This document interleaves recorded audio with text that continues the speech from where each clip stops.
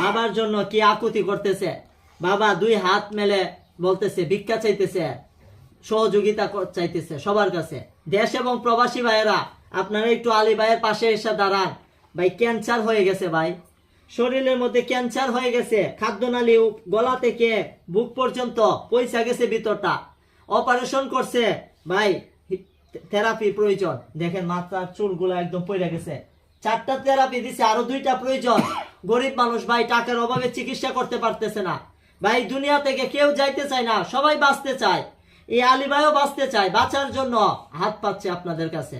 আপনারা যদি অল্প অল্প করে একটু কিছু সহযোগিতা করেন, তাহলে এই আলী ভাইয়ের চিকিৎসা হবে, ক্যান্সারের চিকিৎসা হবে ভাই।